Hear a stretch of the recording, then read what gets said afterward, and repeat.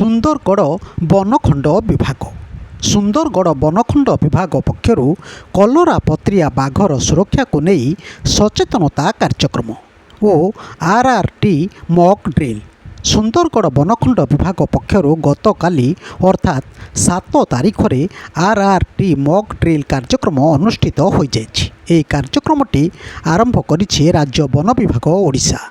Rapid response team ଜରିଆରେ ଜଙ୍ଗଲରେ ବନ୍ୟ ପ୍ରାଣୀକୁ କିପରି ବିଭିନ୍ନ ବିପଦରୁ ରକ୍ଷା କରାଯାଇପାରିବ ସେ ନେଇ ବନ ବିଭାଗ କର୍ମଚାରୀଙ୍କୁ ନେଇ ଏକ ଡେମୋର ଆୟୋଜନ କରାଯାଇଥିଲା। ଏହି କାର୍ଯ୍ୟକ୍ରମଟି ସୁନ୍ଦରଗଡ଼ ଫରେଷ୍ଟ ଡିଭିଜନର ଆର୍ଆର୍ଟି ସ୍କ୍ୱାଡ୍ ଜରିଆରେ ସରାଫଗଡ଼ କ୍ୟାମ୍ପ ଲେଫ୍ରିପଡ଼ାଠାରେ ଏସିଏଫ୍ ମାନସ କୁମାର ମୁର୍ମୁଙ୍କ ନେତୃତ୍ୱରେ ଅନୁଷ୍ଠିତ କାର୍ଯ୍ୟକ୍ରମରେ ଅଣ୍ଡିରା କଲରାପତ୍ରିଆ ବାଘ ବା ପାନ୍ଥରକୁ ନେଇ ଏକ ସୁରକ୍ଷା କାର୍ଯ୍ୟକ୍ରମ ଅନୁଷ୍ଠିତ ହୋଇଥିଲା।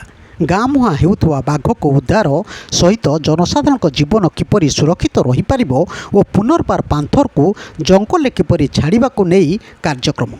ସୁନ୍ଦରଗଡ଼ ଡିଏଫ୍ଓ ପ୍ରଦୀପ ମିରାସେଙ୍କ ମାର୍ଗଦର୍ଶନରେ ଏକ 18 ଜଣିଆ ଟିମ୍ ଜରିଆରେ କଲରାପତ୍ରିଆ ବାଘକୁ କିପରି ଉଦ୍ଧାର କରାଯାଇପାରିବ ତାରି ଉପରେ କାର୍ଯ୍ୟକ୍ରମଟି ସ୍ଥିରୀକୃତ ହୋଇଥିଲା।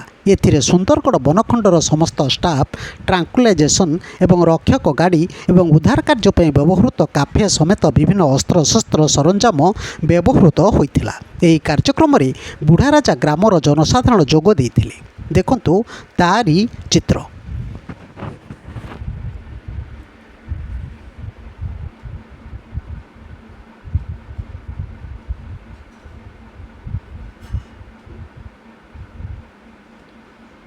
ब्यूरो न्यूज ओडिशा कथा यूट्यूब चैनल टी को आपण मैंने देखुंट मतामत दिंतु, लाइक करूँ, सब्सक्राइब करूँ और शेयर करूँ।